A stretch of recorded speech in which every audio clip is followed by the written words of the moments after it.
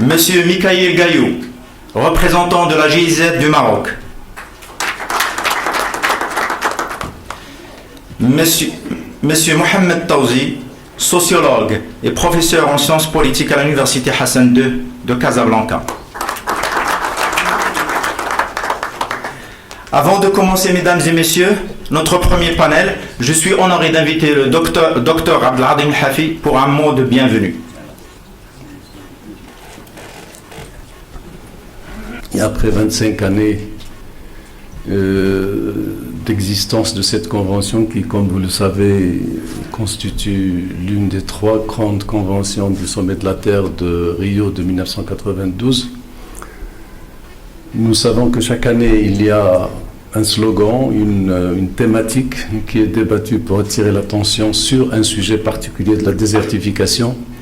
Mais à l'occasion de ce 25e anniversaire, nous avons jugé utile probablement de marquer un temps d'arrêt, de regarder cette convention et sur ces 25 années d'existence pour essayer d'abord de voir ce qui a été réalisé, les réussites, les écueils, et d'essayer de voir comment cette désertification qui est extrêmement complexe, puisqu'il ne s'agit pas uniquement de l'ensablement des terres, mais il s'agit de tous les déséquilibres des écosystèmes naturels, qu'il s'agisse de l'érosion des sols, de l'envasement des barrages, de la salinité des sols, de la rareté des ressources hydriques superficielles des nappes phréatiques, ou alors de l'atteinte à la qualité de ces ressources naturelles. Donc c'est dans ce sens que nous voulions aujourd'hui débattre et discuter avec vous sur les grands défis qui se posent d'abord pour le développement durable,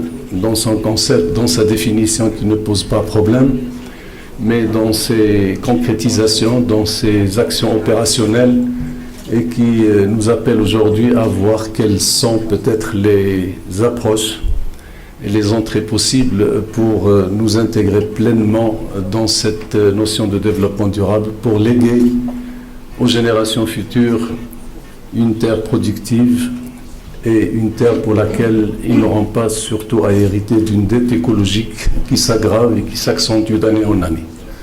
Donc c'est à cela que nous nous invitons aujourd'hui à ce débat. Je souhaite que nos débats soient fructueux et que l'on puisse donc aboutir à un ensemble d'entrées, de recommandations qui permettront d'enrichir le débat qui est actuellement en cours à l'échelle nationale. Je vous remercie. Salam alaikum wa rahmatullah.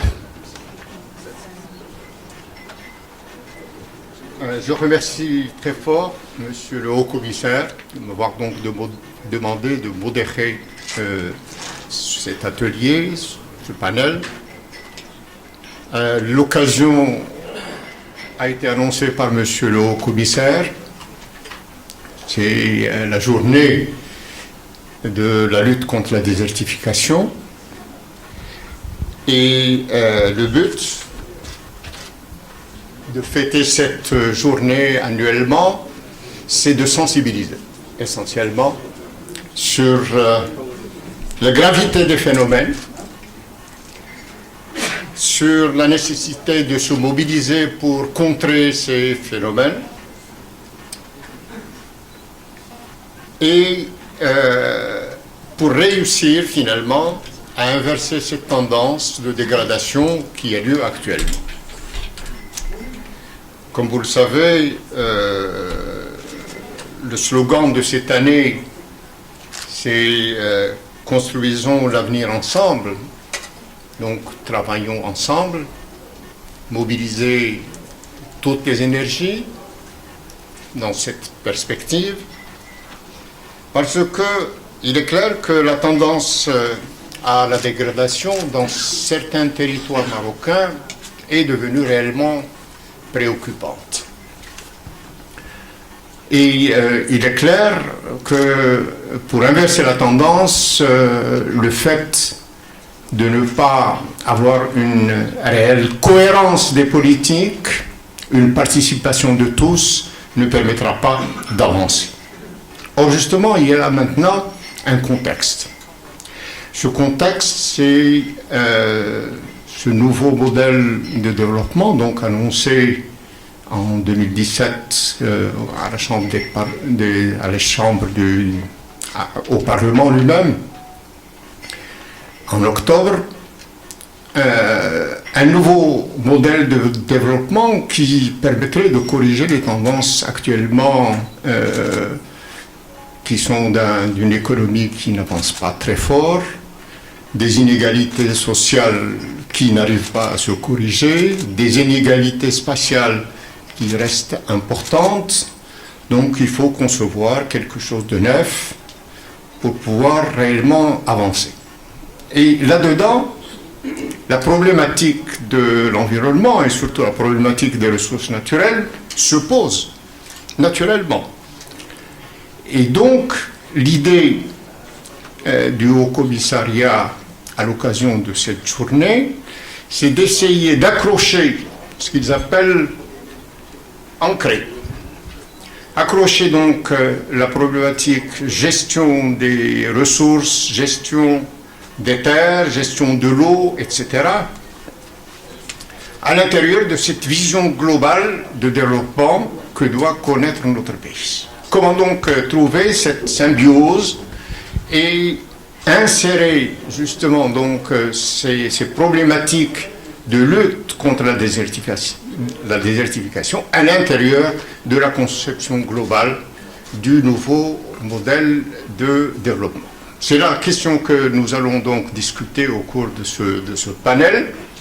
Nous avons là deux hauts responsables. Sichami, qui est donc président du CESE, du Conseil économique et social et environnemental. Silhafi, qui est le haut-commissaire aux eaux et forêts à la lutte contre la désertification. Le représentant de la coopération technique allemande, M. Gaillot, GIZ, ici au Maroc, et deux collègues professeurs, Thierry Naji et Setosi, deux big professeurs. Je vais m'adresser en premier à M. Chami. Si Chami, vous avez un diplôme d'ingénieur de centrale, vous avez un MBA aussi, vous êtes un homme politique, vous avez été ministre de l'Industrie, du Commerce et des Nouvelles Technologies, vous avez été ambassadeur auprès de l'Union européenne, et je rappelle que vous avez été l'acteur majeur du récent accord agricole avec l'UE, et vous êtes actuellement président du Conseil économique, social et environnemental. Comme vous le savez, M. Chami, le CESE a préparé début janvier, alors que vous étiez encore à Bruxelles, en réponse à une saisine du Parlement,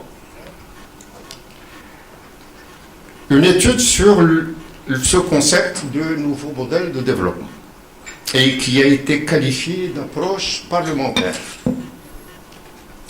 Elle constitue une plateforme avec comme mot d'ordre une prospérité partagée, une qualité de la vie, de l'équité, de la créativité et la mobilisation de tous. Alors, parmi les 7 déterminants de cette stratégie, il y a un 5e déterminant qui est appelé dans ce rapport la valorisation inclusive du capital naturel pour le bien-être de la population et le cadre de vie. C'est exactement l'intitulé de ce déterminant. Est-ce que, la question que je voudrais vous poser, est-ce que cet énoncé permettrait de couvrir l'ensemble et permettrait justement d'ancrer la lutte contre la désertification dans le nouveau modèle de développement? Est-ce que c'est suffisant ou bien est-ce que l'on pourrait élargir justement donc notre conception de la valorisation des ressources naturelles dans ce concept? Merci, professeur. Merci, mon cher ami, monsieur le commissaire, de m'avoir invité à cette discussion, qui est effectivement une discussion extrêmement importante.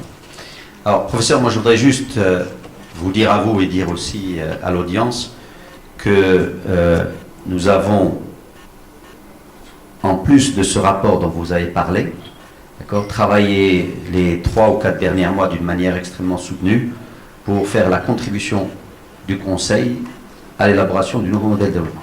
Donc nous avons un rapport qui est établi, qui est sans aucune concession, qui fait, je dirais, une analyse certaine du Maroc, qui a une storyline assez originale, c'est-à-dire on dit voilà les acquis, voilà les atouts du Maroc, voilà les acquis. Ces atouts et ces acquis nous permettent de rêver ou de construire une ambition collective qui est bien définie et qui, entre autres, parle de durabilité, d'accord ? Et on regarde, est-ce que aujourd'hui le modèle actuel nous permet de réaliser cette ambition? Et la réponse est non, puisque, comme vous l'avez dit, on n'a pas de prospérité, parce qu'on veut de la prospérité partagée. Nous n'avons pas d'épanouissement des individus, nous avons encore des inégalités, nous avons la discrimination ou la non-participation de pans entiers de la société, notamment les femmes, avec un taux, malheureusement aujourd'hui, d'activité seulement de 22,7%, ce qui est juste inconcevable dans un pays, si vous voulez, qu'il soit développé. Vous ne pouvez pas faire ça sans la moitié de sa population. Avec un monde rural qui reste, bien sûr, je dirais, marginalisé pour diverses raisons, et avec aussi aujourd'hui, malheureusement, une utilisation des ressources naturelles qui est catastrophique ou là qui est extrêmement inquiétante. Et donc, moi j'ai aimé ce qu'a dit le commissaire tout à l'heure, il parle de désertification des sols, mais il ne faut pas rester sur la désertification des sols, il faut parler de ressources hydriques, il faut parler de la pollution, il faut parler, etc., etc. Et je pense que c'est ça le sujet. Je pense que la désertification aujourd'hui est un sujet d'appel qui est là malheureusement, et le Maroc en souffre. Vous savez, aujourd'hui au Maroc, le coût de la désertification, c'est 0,54% du PIB. D'accord ? Quand on regarde sur les terres agricoles cultivées, on parle de 1,7 milliard de dirhams de pertes, et sur les terres de pâturage, ou les terres, je veux dire, de parcours, on parle de 3,3 milliards. Donc ce n'est pas des phénomènes qui sont des phénomènes, je dirais, insignifiants. Et cette désertification, bien sûr, nous interpelle tous, parce que, moi je voudrais juste parler d'une expérience personnelle avant de rentrer dans ça. Un sol, ça vit. Un sol, ça respire. Un sol, ça se développe. Un sol est le réceptacle, je dirais, de cycles de vie, que ce soit l'azote, l'oxygène, etc. Un sol, ça entretient la biodiversité. Donc un socle, c'est vraiment, on a l'impression qu'un socle, moi c'est cette impression que j'avais, un socle c'est quelque chose d'inerte. Or quand on fait un forage dans un sol, moi j'en ai fait un, c'est pour ça que je m'en parle, avec un expert qui est venu de France, et il m'a expliqué comment on voyait la vie, comment on pouvait demain concevoir des choses. Et sachant qu'aujourd'hui nous n'avons pas des ressources qui ne sont pas duplicables, c'est bien une ressource peut-être que le sol. D'accord ? Donc ça, si vous voulez, vous avez un capital sol qui est là. Au Maroc, on estime qu'on a à peu près, le Marocain c'est à peu près 70 millions d'hectares, d'accord ? Seulement 31%, donc à peu près 22 millions d'hectares sont connus, le reste ne sont pas connus. Et en plus, pour ne rien arranger, aujourd'hui ce sol, écoutez, il y a de la surexploitation, il y a de l'exploitation, je dirais, non rationnelle, il y a de la déforestation, donc la réduction, et souvent, c'est, je dirais, quand on parle par exemple d'utilisation non rationnelle, c'est parfois on est contraint de le faire. Si vous prenez des populations rurales, j'ai parlé tout à l'heure de ce monde rural qui est marginalisé, si vous avez des populations rurales qui, pour des raisons de subsistance ou de survie, d'accord, doivent exploiter ces sols, vous savez, franchement, la durabilité, la solidarité intergénérationnelle, c'est pas quelque chose, c'est pas quelque chose qui va les animer tous les jours, d'accord ? Ce qui les anime tous les jours, c'est la survie. Donc c'est pour ça, pourquoi je dis ça, parce que donc ça veut dire que ça doit être inclus dans le modèle global, et donc ça doit être une des composantes du modèle. Vous voyez, parce qu'on ne pouvait pas demander à des gens qui sont dans des positions difficiles de vie de penser à les générations futures. D'abord, il faut qu'ils pensent à eux-mêmes. D'accord ? Et puis, il y a aussi d'autres qui exploitent pour de mauvaises raisons. Soyons clairs là-dessus. D'accord ? Quand on parle de vocation des sols, quand vous voyez aujourd'hui ce qui arrive à cause de l'urbanisation, de terrains agricoles ou du tourisme, etc., là vous êtes en droit de vous poser des questions en disant comment on est en train aujourd'hui de gérer cette ressource. Ce qui nous ramène à un autre phénomène qui est extrêmement, malheureusement, un phénomène impactant notre modèle d'une manière générale, c'est ce qu'on a appelé, nous, l'économie de rente. Et donc, dans l'économie de rente, on va avoir des acteurs qui, eux, n'ont rien à voir avec qui ne sont pas animés par les mêmes intentions ou là, par les mêmes valeurs et qui donc vont vouloir, pour réaliser du profit, aller et impacter ces différentes choses. Et donc, c'est pour ça que, parmi les choses qui nous semblent importantes, c'est d'abord cette vocation, je dirais, respecter la vocation des sols. Il y a une deuxième chose qui nous semble extrêmement importante, c'est l'intersectorialité. Si vous voulez, si le Hafiz se bat pour s'assurer que la désertification des sols n'avance pas beaucoup, sachant que malheureusement au Maroc, les gens peut-être ne s'en rendent pas compte, 93% du sol du Maroc est en climat aride ou semi-aride. Donc on n'est pas, je dirais, dans des conditions au départ favorables. Donc tous les changements climatiques dont on parle sont constituent une vraie problématique qui vient, je dirais, amplifier ce problème de désertification là, qui vient entretenir de désertification. Je suis avec vous. Et donc l'intersectorialité est importante, c'est-à-dire que souvent, et malheureusement on le voit aussi dans d'autres secteurs, c'est pour te rassurer, vous savez, quand on développe une stratégie peut-être industrielle, peut-être qu'on la développe un peu trop en silo, d'accord, on ne se rend pas compte qu'il y a d'autres choses telles que la logistique ou l'utilisation des ressources. Est-ce qu'on se rend compte aujourd'hui, moi je vous parie ce que vous voulez, aucune politique sectorielle n'est faite en prenant en compte la ressource de l'eau. Aucune. Alors que le Maroc, vous savez, juste pour vous dire, le stress hydrique est défini par les experts à 1700 mètres cubes par habitant et par an.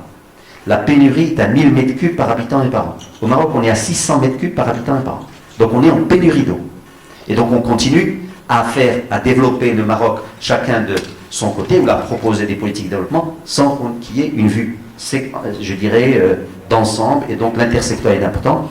Et je finirai juste par dire un dernier point, parce que ça me tient à cœur, parce que nous sommes le CESE, donc nous représentons la société civile organisée. Moi je pense que ce problème de désertification doit être aussi pris en charge par la société civile. La société civile doit être impliquée dans les prises de décision, dans la réflexion, etc. Merci beaucoup. Merci beaucoup. Merci beaucoup, Monsieur le Président. Je retiens quelques mots. Vous avez parlé des sols en des termes qui sont des termes de spécialistes. Merci beaucoup. Je pense que l'un des termes qui est utilisé dans le rapport au Parlement a été le terme de valorisation.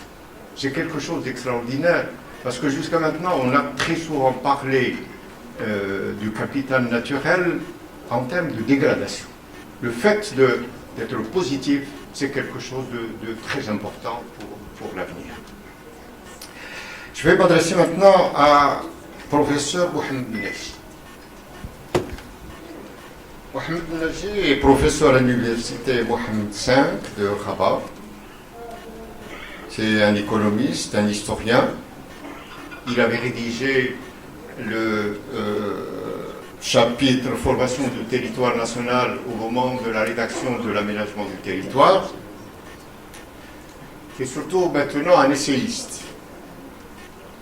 Il a rédigé un tas d'ouvrages. Je vous rappelle le sujet, le Mamelouk, 2007, l'esclavage, l'État et l'islam, Asma' Allah al-Husna, le corps enchaîné, Donc des ouvrages qui actuellement ont une importance fondamentale et montrent que l'économiste a été aussi historien, a été aussi sociologue, et donc a une vision très globale du développement du Maroc. Naji et mélomane. Je vous rappelle le printemps des Alizés.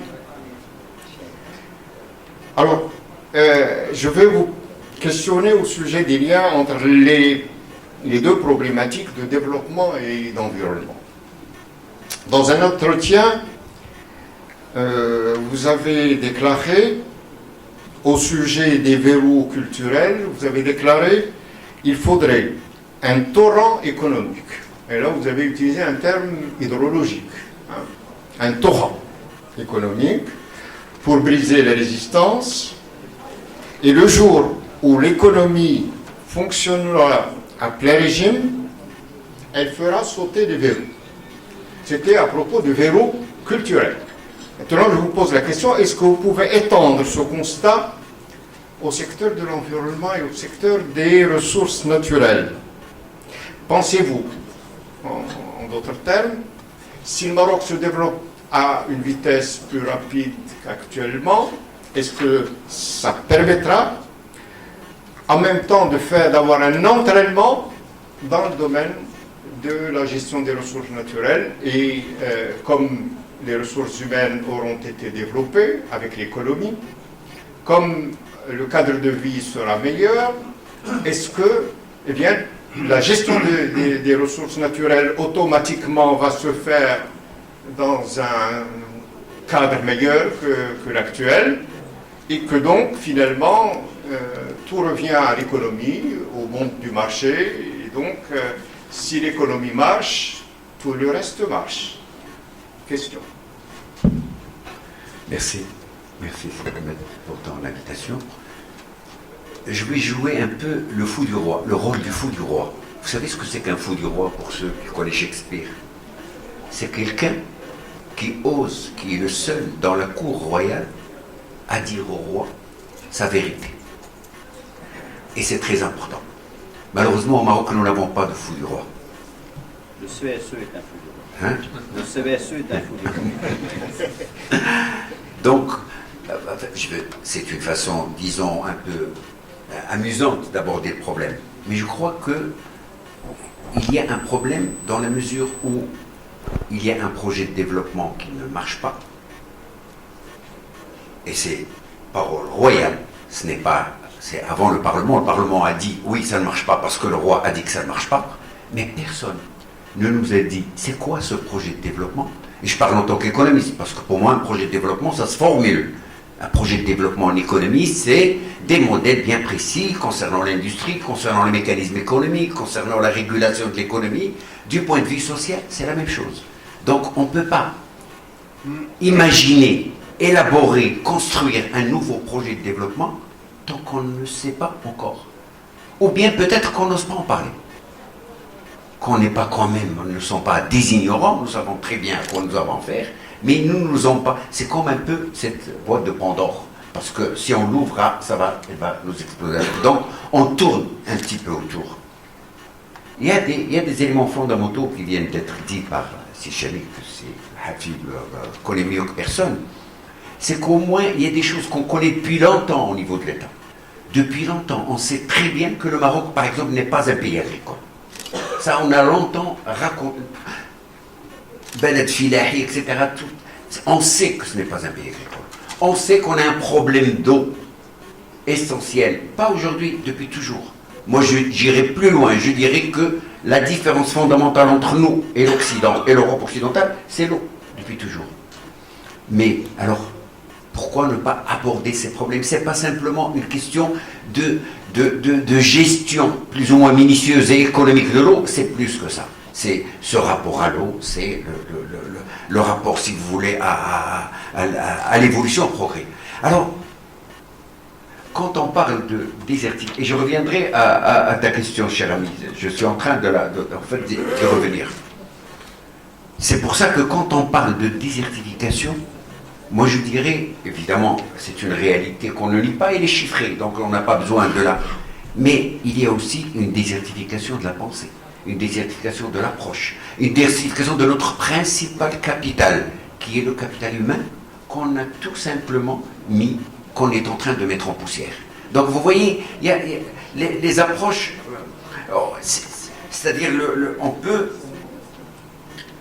on peut aborder, quand on aborde ce problème, on n'a que l'embarras du choix. C'est pour ça qu'il faut aller au cœur du problème. Qu'est-ce qui peut... Alors maintenant, pour la question de l'économie, pourquoi je l'ai dit? Ça, je l'ai dit vraiment en tant qu'économiste, c'est-à-dire parce que quelle est la caractéristique principale du capitalisme occidental?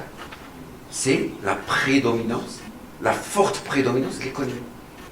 C'est l'évolution pendant un certain nombre des facteurs économiques qui ont déverrouillé la société. Ça a formé des classes sociales, ça a formé une élite bourgeoise, ça a formé des penseurs, et c'est l'économie qui impose son rythme. Et donc, la politique se fait en fonction de l'économie. L'État est un régulateur du processus économique. Nous n'en sommes pas là. Nous, ce n'est pas l'économie qui est en train de déverrouiller. L'économie est encore, disons, au niveau de son mode de fonction, de sa dynamique propre, elle est encore au stade embryonnaire. C'est-à-dire qu'elle n'arrive pas. C'est le politique. Alors, quand je dis que c'est le politique qui a posé, c'est une donnée ancienne, même caractéristique et structurelle. Ça veut dire aussi que ça peut être un avantage. Du moment que ce n'est pas l'économie qui m'impose sa loi, comme en Occident, les marchés financiers font la loi aujourd'hui, eh bien, l'État a la possibilité de dire une nouvelle politique qui ouvre la voie à ça. Pas seulement, parce que là, nous sortons de la désertification, nous sommes dans différents aspects. Donc, c'est ça ce que je voulais dire. Je finirai par un mot avant d'aller plus loin. Moi, le mot désertification ne me fait pas peur. Parce que la culture et la civilisation musulmane sont nées dans un désert. Je suis désolé si j'aborde la question à travers une autre approche, parce que je travaille beaucoup sur le Coran et sur l'islam. Moi, je n'oublie jamais que la civilisation musulmane, qui après va être une civilisation marchande et commerçante et très prospère et très urbaine, elle est née dans le désert. C'est le désert qui a poussé à trouver quelque chose de nouveau pour pouvoir sortir de cet enchaînement qui est le condition économique. Donc c'est pour ça, pour libérer l'économie, pour la libérer justement, il a fallu trouver autre chose. Donc, peut-être que ces contraintes sont une pression supplémentaire, à condition que nous ayons le courage d'en parler franchement et d'aller plus loin. Merci beaucoup, cher ami. Merci beaucoup, monsieur le maître. Comme il y a encore un peu de temps, est-ce que l'économie du savoir, dont vous parlez souvent dans vos travaux, l'économie de la connaissance, l'économie basée sur le développement de la science et de la recherche, va jouer un rôle fondamental justement dans... Je vais te répondre par des faits. Moi, mon premier livre que j'ai fait, j'étais économiste à la fac, j'ai eu la chance de rencontrer un homme même extraordinaire. C'est Mohamed, d'ailleurs, on était la même équipe, Paul Pascon. J'ai commencé par un livre sur la paysannerie sans terre. Et j'ai vu exactement le type d'homme, le type d'élite qui est au croisement de la politique économique et sociale à suivre et de la connaissance. Paul était biologiste et en même temps grand sociologue, et il était à la rencontre et c'est ce qui nous a permis de croiser ces éléments-là. Évidemment que je pense que notre solution aujourd'hui, et on a beau le prendre comme on veut, notre solution aujourd'hui, c'est notre capital humain. Mais à une condition, qu'on ait la volonté de le faire. Merci beaucoup. Je vais maintenant m'adresser à M. Michael Gaillot. Je ne sais pas comment vous dites Michael en allemand. Michael, qui est le représentant de la GIZ au Maroc, il est sociologue, mais aussi sciences environnementales. Et il est le conseiller principal environnement et climat de la GIZ. Tout récemment, vous avez contribué à un projet qui a été lancé avec l'État marocain sur les services écosystémiques.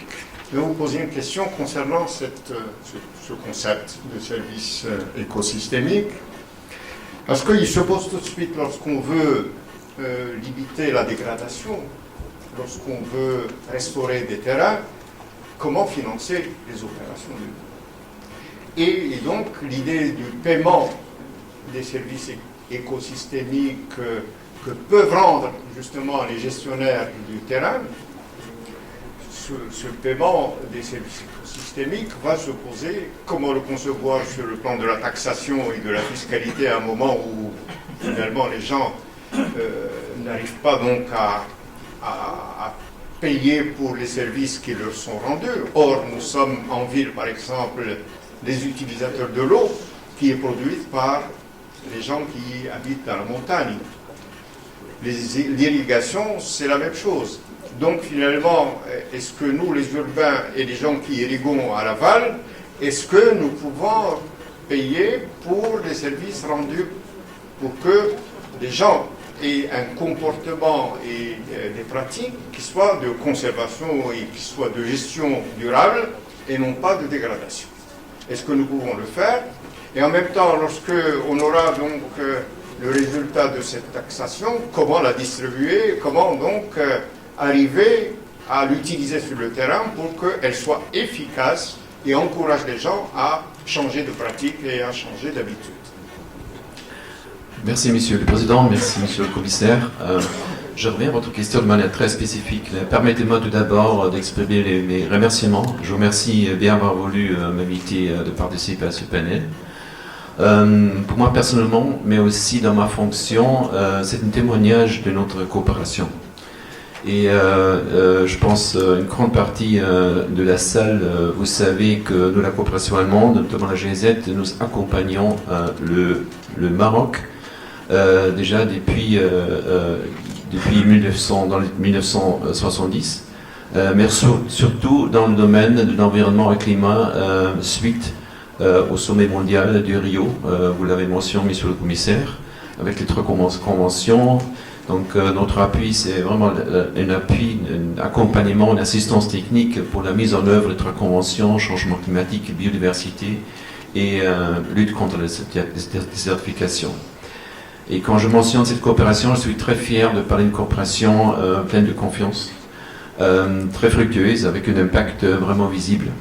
Et quand je regarde un peu les collègues dans la salle, je vois, et c'est sans exagérer, je pense la moitié de cette salle sont des collègues avec lesquels nous coopérons. Je vois les collègues du ministère, ex-ministère chargé de l'environnement, aujourd'hui le secrétaire d'État du développement durable. Je vois l'ANSOA, je vais aussi au niveau régional, les représentants de différentes régions, et bien sûr aussi d'autres commissaires aux eaux et forêts et la lutte contre la désertification. Déjà, ce cadre national nous montre un peu dans quel domaine nous travaillons. J'aimerais un peu relatif à la thématique d'aujourd'hui, l'ancrage de la stratégie nationale de la stratégie nationale de lutte contre la désertification dans le nouveau modèle de développement. J'aimerais communiquer 4 messages clés. Et après, je reviens exactement à votre question, Monsieur le Président. Tout d'abord, c'est la pertinence. Je pense c'est évident que la stratégie nationale de lutte contre la désertification est très pertinente et touche vraiment une thématique importante. Et dans cette stratégie, je pense qu'il y a une collecte des expériences des décennies passées, sur le plan technique, mais aussi sur le plan social. Et je pense que c'est dans la bonne direction de penser vers la mise en œuvre de la Convention de lutte contre la désertification. Mais il y a un deuxième point, et ça c'est mon deuxième message, c'est la cohérence de cette stratégie. Je pense que nous sommes tous conscients qu'on ne peut pas discuter cette stratégie nationale de manière isolée ou ponctuelle. Mais elle s'intègre parfaitement, et c'est même documenté, dans la stratégie nationale du développement durable, où il y a un chapitre explicite par rapport à la lutte contre la désertification et les terres. Mais aussi, il y a d'autres références. Il y a des références internationales. Prenons l'accord de Paris et prenons les objectifs climat du Maroc. Là aussi, nous trouvons de manière explicite cette stratégie de lutte contre la désertification. Et je félicite le Maroc pour 2 points. Tout d'abord, d'avoir élaboré une stratégie nationale de développement durable qui répond aux exigences et aux ambitions des Nations Unies, notamment l'agenda 2030. Mais aussi, je félicite le Maroc pour la qualité de vos indices, les objectifs climat, que le Maroc a élaboré en 2015, qui a aussi déposé au niveau de la CNUC, le secrétariat exécutif des Nations Unies pour le changement climatique. Et aussi le Maroc, c'était le premier pays arabe et le deuxième pays africain qui a présenté les objectifs climat à l'époque, avec une évaluation de la CNUC qui était satisfaisante. C'était la meilleure note pour les indices. Et aujourd'hui, on peut voir que ces indices, ils sont vraiment très cohérents. Donc, le deuxième message clé là, c'est la cohérence de cette stratégie nationale de lutte contre la désertification qui s'intègre et dans la stratégie nationale de développement durable et dans les objectifs climat. Très important. Et sur le plan technique, mais aussi sur le plan social. Si aujourd'hui nous discutons toute la grande thématique d'adaptation au changement climatique, nous discutons aussi comment adapter des différents écosystèmes au changement climatique, mais aussi les populations. Mon troisième message, c'est la gouvernance. La gouvernance concernant non seulement cette stratégie, la mise en œuvre de cette stratégie de lutte contre la désertification. Donc, la gouvernance veut dire ne pensez pas en termes de silos, mais de voir quel autre terme. Vous avez mentionné l'eau, par exemple. L'eau, la terre, l'agriculture, les écosystèmes. Toujours voir quels sont liés et quels sont les différents acteurs qui peuvent contribuer à la lutte contre la désertification. Je vois qu'en 2017, le Maroc, il a maintenant institutionnalisé une gouvernance auprès du Premier ministre pour suivre la mise en œuvre de la stratégie nationale de développement durable, où s'intègre aussi bien sûr la lutte contre la désertification. Et le quatrième point, et là je suis tout à fait d'accord avec M. Chamy, le président du CSE, quand il dit au centre de tout intérêt, c'est l'homme. Ce sont les populations. C'est vrai que quand on discute la lutte contre la désertification, il y a beaucoup d'aspects techniques. Et pour cela, nous avons la compétence. Nous avons la compétence au niveau des eaux et forêts, au niveau d'autres ministères. Cette expérience existe. Et je dis, il y a aussi une grande collecte d'expérience et d'apprentissage dans le passé. Et aujourd'hui, de plus en plus, je peux sentir ça, je suis maintenant déjà au Maroc depuis 6 ans, que les populations, surtout les populations rurales et dans les régions montagneuses, jouent un rôle très important. Et bien sûr, vous avez raison, M. Chamy, de dire, si on discute, si on les fait participer, il ne faut pas arriver avec un modèle théorique, mais de voir quels sont leurs intérêts et quelles sont aussi quelle est leur participation, quelles sont leurs contributions de lutte contre la désertification. C'est peut-être un terme très technique, mais là je reviens effectivement au service écosystémique. Alors la nature nous offre beaucoup de services. Et ces services sont déjà utilisés. Et si on fait des études, c'est ce que nous faisons aujourd'hui, notamment avec le projet service écosystémique qui a créé au niveau de notre partenaire, le secrétaire d'État chargé du développement durable. Mais il y a 2 autres projets très importants avec notre partenaire les eaux et forêts. C'est le tourisme durable et c'est un projet de métier vert. Et les 3 projets contribuent effectivement non seulement de mieux faire participer les populations, mais il y a un aspect très important. La nature nous offre de l'emploi. Nous offre des emplois, notamment pour les populations rurales, montagneuses. Et là, nous avons maintenant une très bonne expérience d'avoir élaboré des métiers verts dans ces régions, nouveaux, d'une manière importante.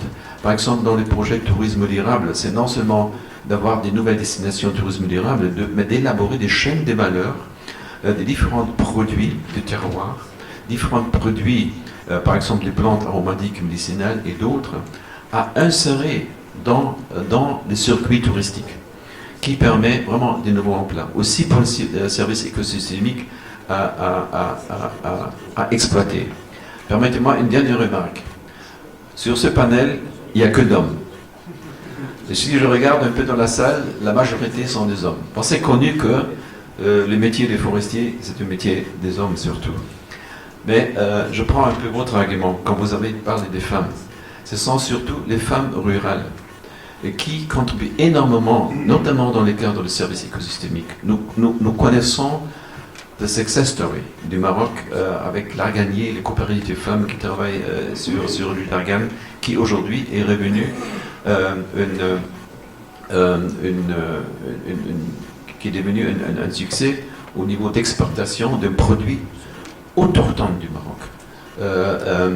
Mais aussi, si on va d'autres produits, d'autres chaînes de valeur, donc on peut les exploiter. Et là, il y a pratiquement une solution win-win. Et la création d'emplois, d'une part, mieux intégrer les populations rurales dans la lutte contre la désertification, dans la protection des ressources naturelles, qui est le deuxième point. Voilà. Et je vous remercie pour ça. Merci beaucoup.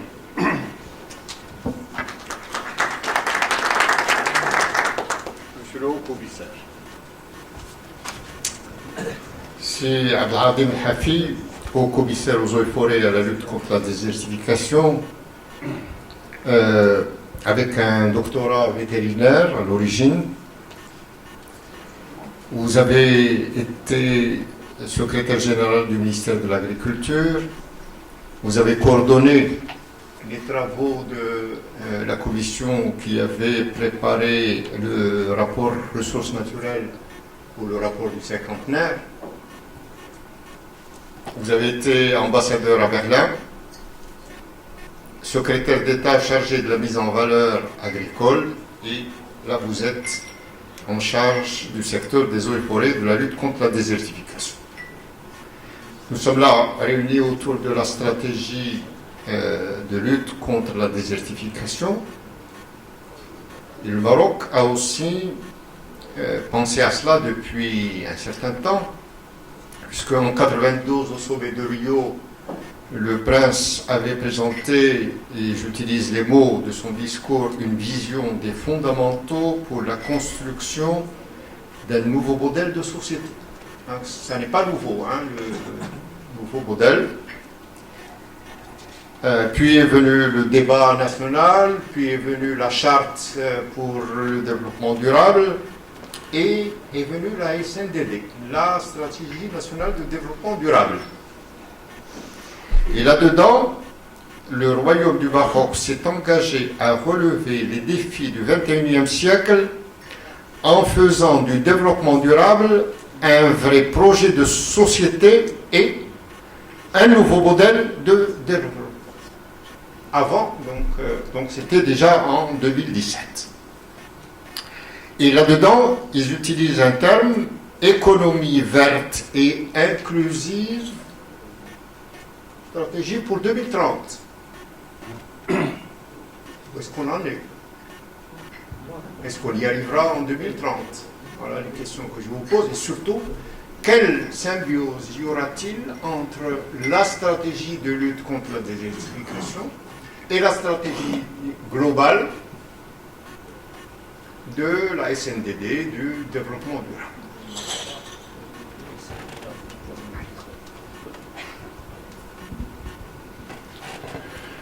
Merci, Saadla.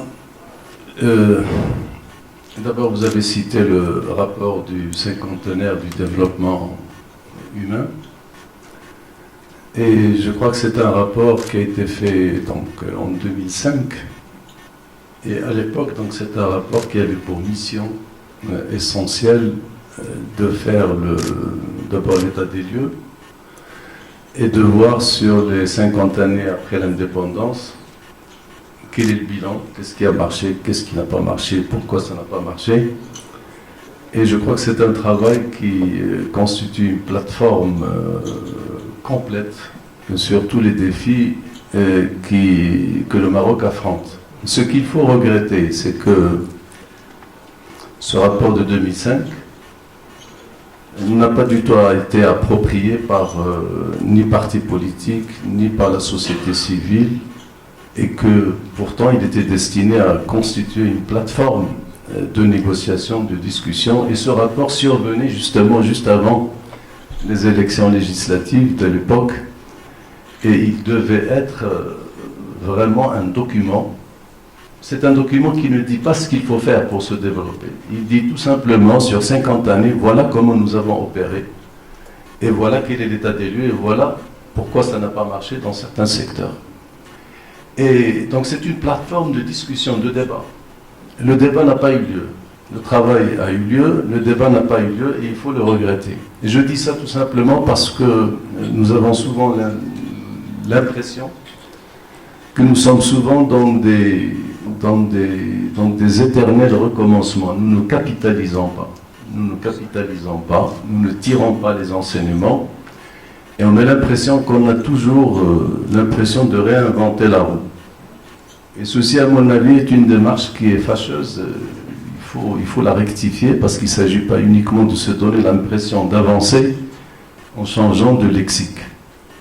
Et c'est le cas. Vous avez cité, par exemple, l'économie verte.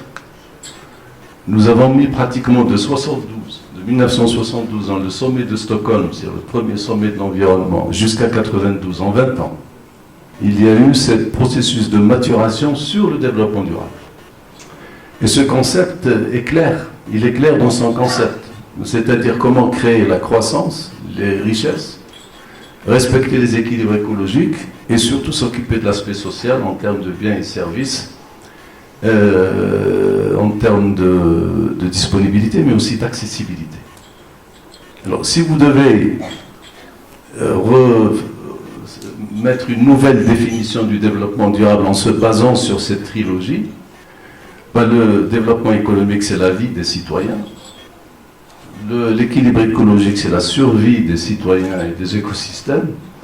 Et l'aspect social, c'est la dignité humaine et c'est les droits humains d'une façon générale. Donc on a tout dans ce concept.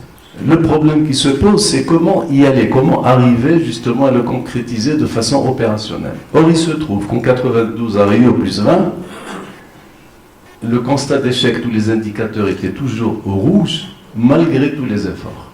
Alors qu'est-ce qu'on a fait? On a inventé cette nouvelle appellation d'économie verte, et qui est pour moi une régression dramatique par rapport au développement durable, parce que l'économie verte, c'est une forme de développement durable à laquelle on a retranché l'aspect social. Et on a donné l'impression à l'époque, c'est ce qui expliquait tous les remous à l'époque sur les altermondialistes, etc., qu'on livrait les actifs écologiques à la loi du marché. Et malheureusement, cette option, bien entendu, si vous avez par exemple certains aspects tels que les énergies renouvelables, il suffit de tracer le cap, il suffit d'avoir une réglementation claire, il suffit d'avoir une volonté politique. Mais l'investissement sera au rendez-vous, parce que ce sont des opérations qui sont entre guillemets intéressantes pour les investisseurs. Mais c'est le reste qui pose problème. Les problèmes d'adaptation, les problèmes d'érosion, les problèmes de salinité des terres, etc. Vous ne trouvez pas beaucoup d'investisseurs qui vont mettre leur argent sur ces opérations qui, par définition, ne peuvent être rentables que dans le cadre de systèmes intelligents, par exemple, tels que la composition de la philanthropie, des financements publics, des financements privés, pour trouver des montages intelligents pour faire ces choses qu'il faut faire et qu'on ne fait pas parce qu'on attend à ce qu'il y ait de l'économie verte, c'est-à-dire qu'il y ait des investissements qui sont attirés par le profit. Alors, je dis ça parce que souvent, vous parlez d'ailleurs de modèle de développement. J'ai posé la question, quel modèle de développement? D'abord, pour avoir un nouveau, il faut avoir un ancien, il faut le connaître. Et puis le nouveau, qu'est-ce qu'il y a de nouveau? La question qui se pose à mon avis, ce sont sur les opérations qu'il faut faire pour rendre ce modèle de développement durable opérationnel. Alors, la question qui se pose, et je parlais tout à l'heure de capitalisation, quand on voit par exemple les segments que le Maroc a traversés après l'indépendance, tout le monde se rappelle ces segments des grandes opérations, opération Labour, la Tuisa, etc. C'était nécessaire, il fallait le faire. Il y a eu par la suite le Code des investissements agricoles qui est venu donc dans les années 60, il fallait le faire, c'est important, il y a des outils, le Maroc a vraiment progressé. Début des années 60, il y a eu la politique des barrages, qui est une excellente politique, qui a donné des résultats. Nous sommes passés par les années 80, et dans lesquelles il y a eu ces grands projets, projet Abdad, Kala, projet Moyen Atlas, c'était des projets énormes, et aussi dans lesquels il y a un certain nombre d'enseignements à tirer. Et puis l'ajustement structurel venait donc dans la fin des années 80, et puis nous nous trouvons maintenant dans cette situation, on a un certain nombre de constats. Alors pour moi personnellement, c'est que aucune des politiques anciennes n'est bonne ou mauvaise, pourvu qu'on la contextualise. Les gens qui ont pris des décisions à une époque donnée, ils ont pris ces décisions dans un contexte et dans un environnement donné. On ne peut pas jeter un regard, si vous voulez, critique en 2019 sur une politique qui a été faite en 1960. Le contexte est différent, il faut contextualiser. Cela étant, qu'est-ce qu'on peut dégager comme enseignement? Je crois qu'on a avancé dans le domaine thématique, on a fait beaucoup dans le domaine de l'eau, j'ai cité la politique des barrages, dans le domaine de la valorisation de la mise en valeur agricole, il y a eu tous les offices qui ont été créés, il y a un travail d'irrigation, il y a ceci. Bon, cela étant, évidemment cela a été rappelé, le Maroc n'est pas une puissance agricole. Le Maroc fait de l'agriculture avec les moyens qu'il a. Il n'est pas prévu demain, par exemple, que le Maroc puisse avoir plus de, je pense, 1 750 000 hectares qu'on peut irriguer de façon pérenne, de façon économique et de façon techniquement faisable. On ne peut pas aller au-delà. Les ressources en eau aussi diminuent. Chami l'a rappelé tout à l'heure. Nous sommes passés dans une situation confortable dans les années 60, à une situation de stress hydrique. Et puis maintenant, nous sommes dans une situation de pénurie. Nous tournons autour des 500 mètres cubes par habitant. Et ceci n'est pas homogène. Je suis en train de donner des moyennes. Il y a des territoires dans lesquels la situation est plus grave que d'autres. Et ceci pose, il nous interroge sur un certain nombre de choses. Lorsque nous parlons, par exemple, maintenant sur l'utilisation, la valorisation des mètres cubes d'eau.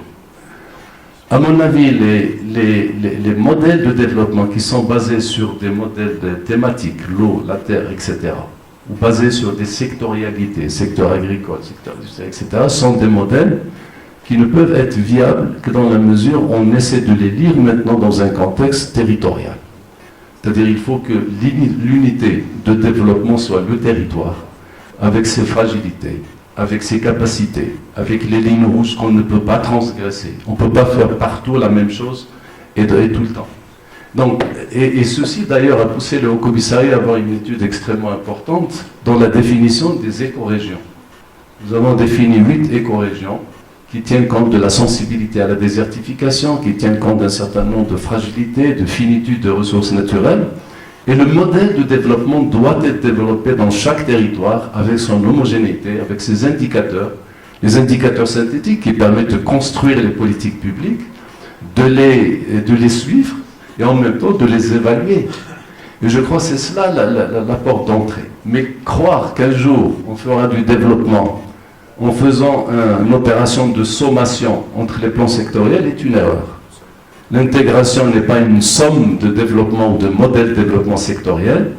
L'intégration, c'est une vision globale territoriale et les plans sectoriels viennent après comme déclinaison opérationnelle de ce modèle de développement. La deuxième chose que je voulais dire, c'est que on a parfois des décisions qui peuvent peut-être interroger. Par exemple, quand nous parlons de transfert d'eau d'un bassin versant excédentaire à un autre bassin déficitaire, moi je me pose la question, où est-ce qu'on a un bassin versant excédentaire? Et celui qui l'est maintenant, probablement dans 10, dans 20 ans, sera déficitaire, parce que la demande augmente, etc. Donc ce genre de décision À mon avis, ils peuvent être édités dans le cadre d'une forme de vision globale et qui permet de dire où nous voulons aller. Il ne faut ni procéder à des sommations d'actions spécifiques, ni thématiques, ni sectorielles, mais avoir une vision globale. Je m'arrête à ce niveau-là. Merci beaucoup, monsieur. Merci beaucoup, monsieur le haut-commissaire. Je vais m'adresser maintenant à M. Mohamed Touzi.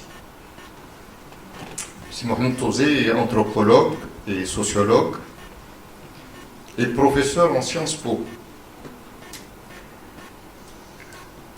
Il a été directeur de l'EGE, l'école de gouvernance et d'économie, et il est actuellement professeur à Hassan II, à l'université Hassan II. Ses recherches les plus récentes et les plus importantes ont porté sur des thématiques de religion, système politique, mais si je me permets de le rappeler du passé, on va revenir un petit peu en arrière. Comme si Mohamed Najib, vous avez été un compagnon de Pascon et vous avez contribué à l'histoire sociale du Tazarouales. Et vous avez publié un travail sur la gestion et la conservation des ressources entre le droit positif et communautaire au Maghreb, en parlant de mode d'appropriation. Alors si on voit la situation actuellement des exploitations au Maroc, à partir des résultats du dernier recensement agricole qui date de 2016 seulement, nous avons une majorité d'exploitations qui ont moins de 3 hectares. Elles représentent 56% du nombre d'exploitations, sur une superficie de seulement 13% de la superficie agricole. Et donc avec une moyenne par exploitation de 1,3 hectare. Que pouvez-vous faire avec 1,3 hectare comme revenu? Question. En plus, vous avez un tas de paysans sans terre, de ménages qui n'ont pas de terrain, et ils représentent 37% de la population rurale, des ménages ruraux, qui n'ont pas d'exploitation du tout. Ah donc, je reviens donc là à ce qui a été annoncé tout à l'heure par Sichami. Il y a des gens qui sont dans le besoin et qui sont donc forcés d'exploiter et même donc de vivre de l'exploitation des ressources naturelles. Ils sont donc forcés de dégrader ces ressources et ne peuvent devenir des protecteurs et des gérants que si leur situation économique s'améliore. Ah, c'est une évidence effective. Mais il y a aussi l'inverse. Et là, quand on revient au recensement de l'agriculture de 2016, si nous parlons des grandes exploitations, eh bien, elles se sont elles aussi élargies. Et elles se sont élargies aux dépens de certains terrains qui étaient marginaux, qui n'étaient pas dans la SAU, qui étaient des parcours ou des terrains forestiers. Et donc, ils se sont élargis sur des terrains fragiles. Ce qui entraîne, même alors dans la grande propriété, dans la grande exploitation, des phénomènes de dégradation qui ne sont pas dus aux besoins celles-ci. Donc il y a aussi une autre forme de dégradation qui est beaucoup plus en relation avec la volonté d'avoir donc des ressources gratuites et de les exploiter. Alors, comment est-ce que vous voyez justement, vous en tant que sociologue et anthropologue, comment vous voyez justement cet avenir, comment régler ces situations de dégradation dans le cadre justement de ce nouveau modèle à concevoir pour le développement et pour la société marocaine? Merci Cyril. Donc, je pense qu'il y a... vous avez cité un vieux texte donc, sur le droit communautaire Il se trouve que depuis maintenant 30 ans, 40 ans, parce qu'on commence à être vieux, donc j'ai commencé très tôt, j'étais dans une autre vie, et même dans celle-là, très, très impliqué dans les questions donc, du développement territorial, mais avant que le concept ne devienne un concept clé. Et donc, sur ces questions de désertification, donc, j'étais un des rédacteurs de stratégie, donc, il y a une vingtaine d'années. J'ai passé une dizaine d'années dans l'oriental, donc j'ai vu la désertification fonctionner et même les effets pervers des politiques publiques bien intentionnées, y compris celles du ministère à l'époque du secrétaire d'État aux eaux et forêts. Donc, comme dit Silhafi, donc il faut contextualiser tout ça. Je pense, pour être rapide, parce qu'en 7 minutes c'est très difficile et synthétique, d'abord, qu'est-ce qui a changé? Bon, déjà, j'adhère à cette question, on ne peut pas penser à un nouveau modèle de développement alors qu'on n'en avait pas avant.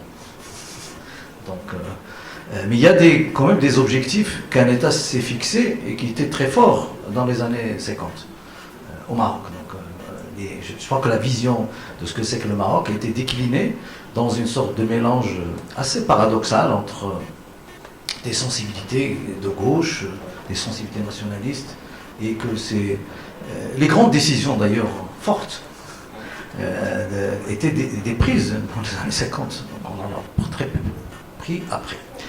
Donc qu'est-ce qui a changé?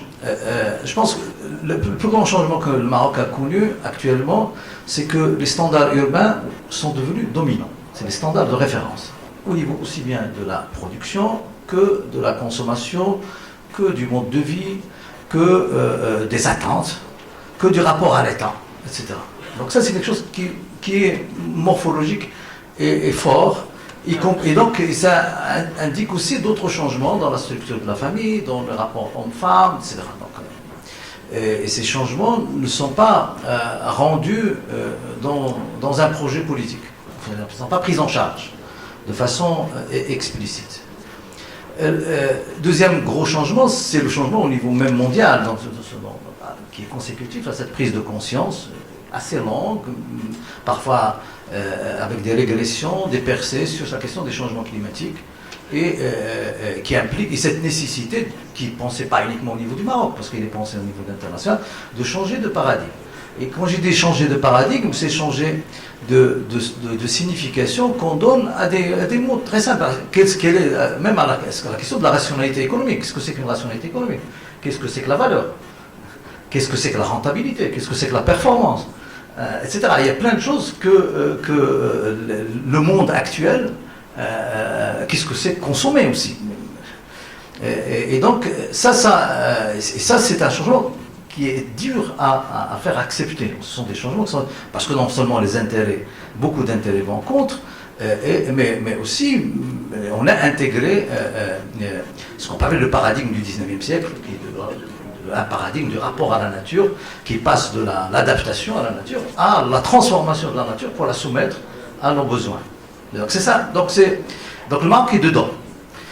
Moi, quelles sont les entrées les entrées par rapport à ça? Donc je vais prendre des entrées très thématiques. La première pour le Maroc, parce que le Maroc, disons, le fait qu'on ait été en retard, nos retards sont des opportunités. Le fait qu'on ait gardé nos ruraux est une grande opportunité.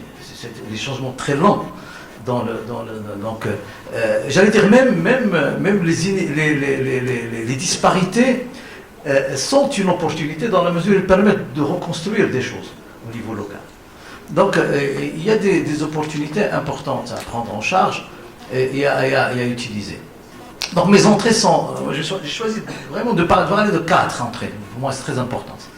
Et surtout qu'on est en train encore de faire des conneries énormes aujourd'hui. D'abord, le statut des communs au Maroc. Ce qu'on appelle... le Maroc et Sahafi le connaît très bien, même Mohamed aussi le connaît. Donc on a fonctionné, par exemple, le Maroc a entre 15 millions et 21 millions d'hectares de terres collectives qui appartiennent à une entité abstraite qui s'appelle la tribu et que l'État a le pouvoir de concrétiser. de lui donner, de la matérialiser. Donc elle dispose d'un espace énorme pour prendre des décisions. Bon, bien sûr. Et on a fonctionné pendant tous les années 70, 80, 90 sur la tragédie des commons, comme paradigme. Donc il faut privatiser ça pour... Or, la complexité, et je reviens à ce que je dis sur le droit, la complexité du droit musulman du foncier, ou la simplicité du droit musulman du foncier qui associe la propriété à la vivification. Et donc, c'est pas un droit de propriété définitif, et donc qui l'associe à l'usage, est une énorme opportunité pour nous. C'est une énorme opportunité pour nous, parce qu'on dit qu'il y a un droit de propriété plein qui appartient à l'entité souveraine, qui est l'État, et un droit d'usage qui peut être dispatché en fonction des contextes locaux, etc. Donc là, je pense qu'on a intérêt, et là on est en train d'aller vers une autre connerie, c'est de privatiser 1 million d'hectares, alors qu'on avait la main sur 1 million d'hectares. Parce qu'on veut dire que l'investissement dépend, la sécurité juridique, tout ça c'est du bluff. On sait très pertinemment que le texte sur la conservation foncière 2013 n'a pas sécurisé, parce qu'on a un gros problème actuellement dans l'urbain, c'est la propriété immatriculée au niveau de la conservation foncière qui est manipulée, menacée, manipulée par des j'allais dire des voleurs. Donc c'est pas sûr tout ça. Donc alors que la sécurité par témoignage, je pense qu'elle est beaucoup plus pertinente. Et que la Melkia peut être beaucoup plus sûre que le code, si on la reconnaît, et on met des règles. Donc il faut qu'on révise notre rapport à cette question des commons. Et je pense que c'est très important, parce qu'on a un patrimoine important, et je pense que la raison écologique, et on a défini, parce qu'avec le Habi, on avait travaillé sur ces questions il y a quelques temps, donc sur les zones écologiques, il y a des zones écologiques où l'État doit avoir la main pour définir le type d'usage. Bon, heureusement qu'il y a l'origine forestière, mais l'origine forestière se rétrécit. Et donc, il y a ces zones. Deuxième entrée, moi je pense que là, en termes de débat au Maroc, je vois qu'il y a une absence totale du débat autour de l'agriculture familiale. On ne parle pas d'agriculture familiale. Or, vous le savez qu'en 2014, là, il faut consacrer l'agriculture familiale comme importante, que les chiffres sont clairs, que 70% de la production est assurée par l'agriculture familiale, qu'actuellement on raisonne circuit court, on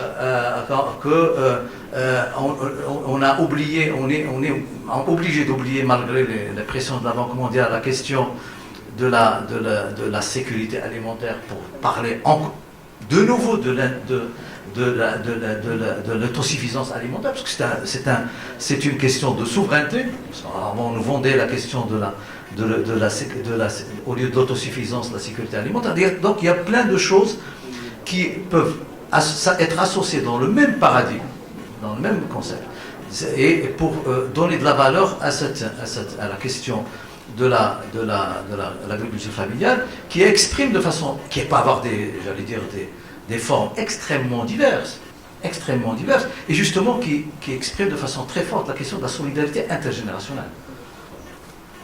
Et moi, je vais même faire de la provocation, même les questions de l'indivision, même la question de l'indivision que les juristes nous présentent comme un obstacle au développement doivent être un peu réfléchis. Donc là aussi, je pense le ministère de l'Agriculture est en train de faire sa stratégie 2, mais il n'y a pas de place pour l'agriculture familiale. Or, elle est extrêmement importante, non seulement comme un outil de production, mais surtout comme un outil d'entretien de la nature. Ça, c'est le troisième problème d'entrée qui est extrêmement importante, ça a été dit, c'est la question de la gouvernance. Je ne vais pas m'étendre sur cette question, mais je pense qu'il y a quelque chose qui est en rapport avec le régime de responsabilité. Clarification du régime de responsabilité dans ce pays. Au moins distinguer entre la responsabilité par rapport aux intentions et la responsabilité par rapport des actes. Distinguer entre la responsabilité envers et la responsabilité de. Et ça, jusqu'à maintenant, on est dans le flou, ce qui fait tout était plein de stratégies de non-prise de responsabilité qui finissent par faire de l'irresponsabilité. Et parfois, quand ces responsabilités sont mises en cause, ça, d'une façon, j'allais dire, aussi brutale qu'arbitraire, ça incite les acteurs, y compris les acteurs qui prennent des décisions, à minimiser les risques par l'inaction.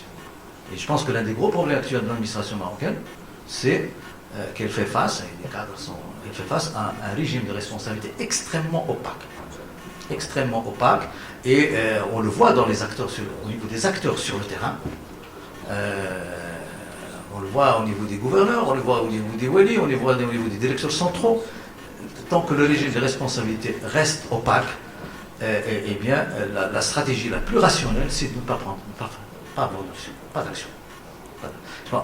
Maintenant, pour clore, donc, je vais dire deux mots. Donc, quelles sont nos opportunités et nos atouts? Moi, je pense à 3 atouts. D'abord, notre premier atout, c'est notre rusticité. C'est la rusticité de nos territoires. Qui est extrêmement... Et cette rusticité, on la retrouve quand on va chercher un étudiant d'Azilan, un bachelier d'Azilan, et qu'on le met dans de bonnes conditions, il performe. Parce qu'il est rustique. Et le vétérinaire Kelhafi connaît ce que c'est la rusticité.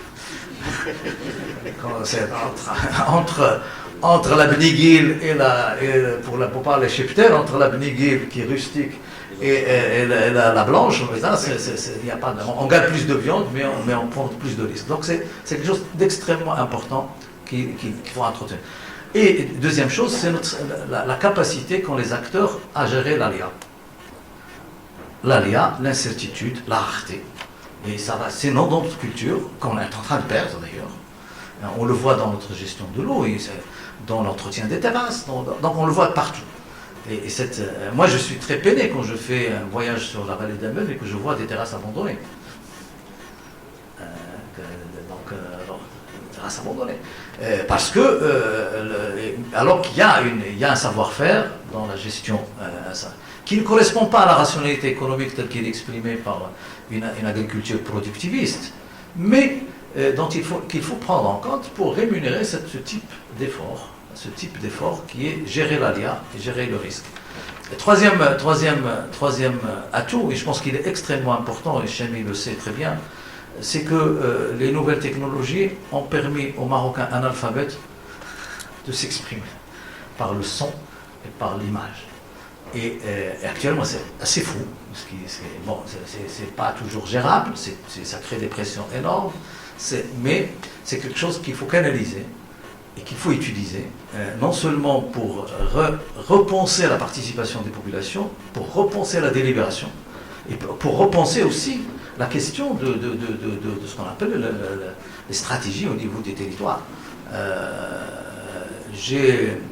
On travaille depuis quelque temps dans le cadre de l'association Terga sur une grande base de données territoriale. Eh bien, l'acteur local, quel qu'il soit, notamment est un vecteur de production d'informations extrêmement important. Et je pense que c'est un atout qu'il faut rentabiliser et savoir utiliser. Voilà, merci. Merci beaucoup. Alors, comme je l'avais dit au début, on peut avoir 5 minutes d'intervention de la salle parce qu'on n'est plus par le temps. Il y a un deuxième panel qui vient après. 5 minutes, ça fait 5 questions et chaque question 1 minute, pas plus. S'il vous plaît, 1, 2, 3. Tu as gagné 2 minutes. Allez-y, Monsieur le Président.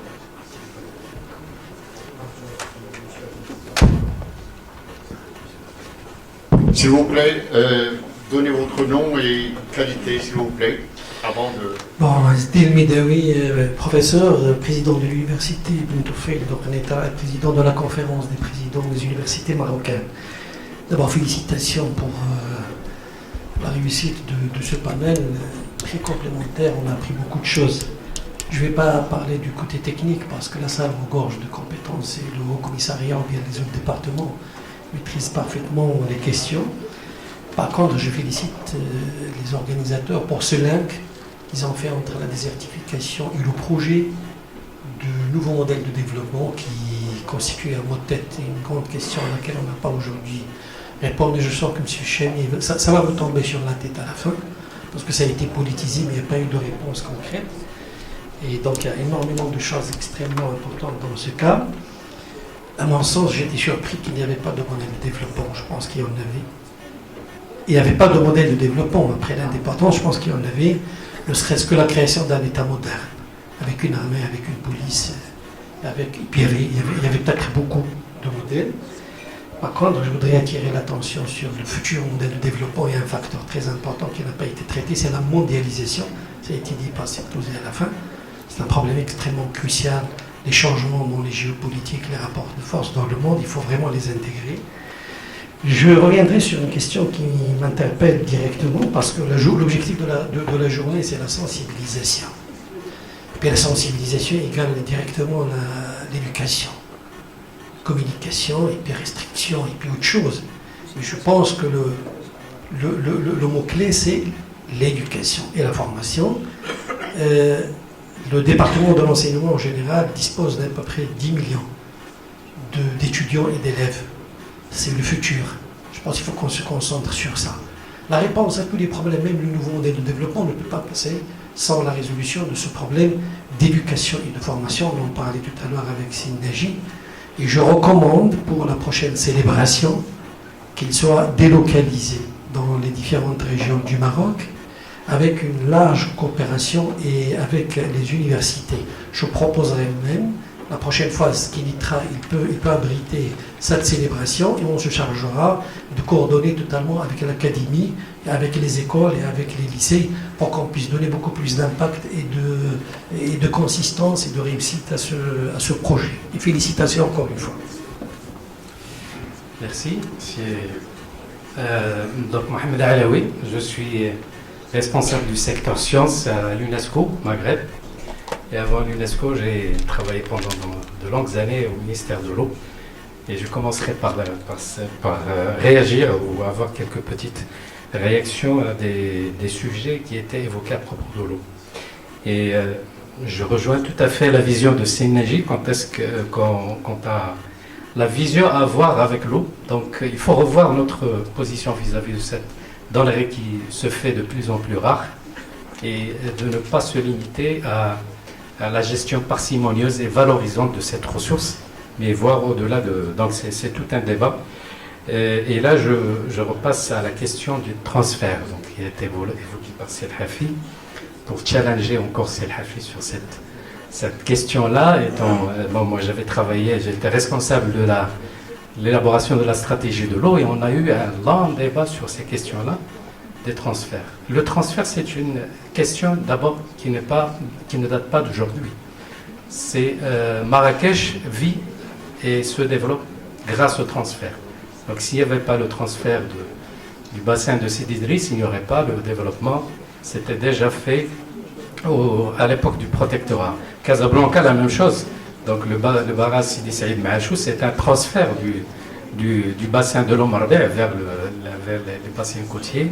De Bourgrag jusqu'à Casa, c'est du transfert. Et lorsqu'on a évoqué la question du transfert actuellement, on a pensé au méga projet du transfert du nord vers le sud pour l'eau qui est perdue à la mer. Parce qu'on ne peut pas tout stocker. Bon, ça, je reviendrai. Peut-être je passerai à la question parce que monsieur le modérateur me le demande. Et je dis juste une information. 2009-2010, on a perdu 40 milliards de mètres cubes à la mer qu'on n'a pas pu stocker. Si on fait juste 1 dirham par mètre cube sur 10 milliards qu'on aurait pu utiliser, c'est déjà des milliards de dirhams. La question de l'être humain, de placer l'être humain au centre du développement, c'est une question cruciale. Et là, je pose la question à Selhafi sur certaines pratiques pour la forêt, donc qui sont un patrimoine local, qui ne sont pas valorisés. Est-ce que c'est pris en compte dans la stratégie, la valorisation, par exemple la coupe des arbres? Il y a un savoir-faire ancestral. les gens savaient quelle branche ils coupaient au moment. Et la désertification, on est en train encore de commettre des erreurs. Les périmètres irrigués, c'est des futurs périmètres qui causeraient la désertification. Donc, et là, dans des zones comme les zones oisiennes, comme la région de Boudni par exemple, on développe l'irrigation dans des zones où on est censé implémenter des projets de lutte contre la désertification. Est-ce que c'est intégré aussi dans la... Je me limiterai à ça, j'avais d'autres questions. Merci beaucoup. Très bien, merci. Monsieur le commissaire, monsieur le président. Je ne vais pas être long, je vais être assez concis. Ça fait 38 ans que j'étais étudiant et chez Paul Pascon, Sénaji Bouzabala, puis Sekhi Ari et d'autres. Et sincèrement, en 78, là, c'est exactement ce que vous venez de dire après 40 ans. La permanence. Et comme ça a été dit, il y a toujours un renouveau. Je m'arrête là pour le commentaire. Je suis enseignant-chercheur à l'École nationale forestière d'ingénieurs. Donc je vais interpeller donc les deux responsables de l'État marocain sur le rôle de la recherche dans le pilotage, dans l'apport par rapport à ce modèle de développement. Quelle vision vous avez par rapport à la recherche? Et quand je dis recherche, c'est la connaissance de la ressource. Est-ce que nous connaissons nos ressources? Est-ce que nous connaissons ce que nous avons comme eau? Est-ce que nous connaissons ce que nous avons comme sol? Comme biodiversité, vous en avez parlé tout à l'heure. Et souvent, quand je parle à mes étudiants, je leur dis quand vous marchez sur un sol en forêt, faites attention. Votre pied fait 50 cm² et vous êtes en train d'écraser des milliards d'êtres vivants qui sont dans le sol et ça constitue notre richesse de biodiversité. Cela m'amène à ce modèle dans un aspect de savoir, ça a été dit par cet auteur José Becher, et le transfert technologique. Est-ce que nous resterons toujours dépendants de ce qui se passe en Europe, dans l'Occident, en termes de connaissances, en termes de technologie? Deuxième question. Et ma troisième question, globalement pour notre pays, nous gérons nos ressources pour qui? Nous produisons des agrumes, de la tomate, des primeurs, ainsi de suite, pour qui? Et cela est vraiment intégré par rapport même à la réflexion, par rapport même à mettre en place ce mot. Voilà, merci monsieur le modérateur. Lors des interventions, on s'est rendu compte qu'il y avait une interdépendance majeure entre les différents secteurs, économie, développement humain, protection des ressources naturelles. Et cette intersection, cette interdépendance, finalement, ne se révèle pas, ne se reflète pas, malheureusement, dans une cohérence des politiques. Jusqu'à maintenant, il y a donc un problème majeur. Il y a une multiplicité de stratégies qui sont bâties. J'ai parlé de la stratégie nationale de développement durable, de la stratégie désertification, et puis il y en a d'autres. Et finalement, le nouveau modèle de développement, s'il n'intègre pas la totalité de ces stratégies, s'il n'arrive pas à trouver une cohérence entre ces différentes stratégies, finalement, ça sera donc un modèle qui sera inutile encore parce qu'il n'aura pas réellement réalisé cette interférence que nous attendons.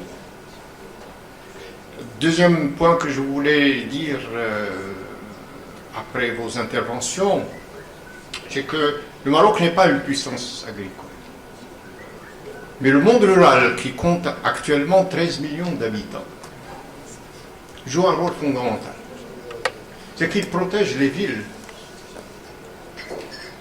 Et si nous avions donc un exode massif des campagnes vers la ville, si les ruraux ne restent pas parce que c'est leur identité, c'est leur terrain, ils se sentent réellement donc chez eux sur ce terrain, même si leurs revenus sont des revenus très très bas, eh bien le problème serait transféré en ville et nous aurions encore plus de pollution, encore plus de problèmes d'habitat, etc., etc. Et actuellement, dans le monde, le retour de l'agriculture est en train de se faire. Hein. Les promoteurs économiques pensent justement au rôle que peut jouer l'agriculture pour le développement global d'un pays. Mais comme on le disait tout à l'heure, finalement, avec si peu de revenus agricoles, il est impensable que les gens puissent vivre avec ce qu'ils exploitent sur le terrain agricole. Et donc, le développement du rural ne peut se faire qu'avec la création de métiers nouveaux dont parlait tout à l'heure Sichami. S'il n'y a pas justement donc une diversification des possibilités économiques pour le monde rural, eh bien la dégradation ne pourra que se poursuivre. Je vais donner la parole à chacun d'entre vous dans 2 minutes maximum chacun pour synthétiser, peut-être répondre aux questions s'il y a eu des questions qui vous ont été posées. Et je suivrai un ordre inverse. Je commencerai par Sitousa.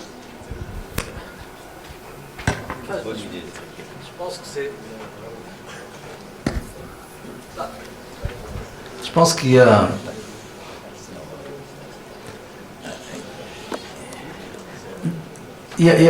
on a parlé tout à l'heure, Silhafi a parlé du rapport du cinquantenaire. Et sur l'ensemble de la documentation dont on dispose sur ce pays, c'est en termes de diagnostic. Mais je pense que on a un énorme problème actuellement, qui est un problème essentiellement de gouvernance, pour bien le dire. Ça a été déjà dit par le rapport du cinquantenaire.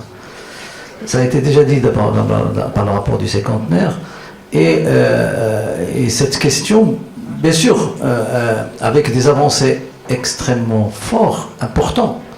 Et la principale avancée que le Maroc est en train de connaître, c'est la crédibilisation de ces processus électoraux, qui deviennent crédibles. Mais cette crédibilisation des processus électoraux, bien sûr, peut amener à la...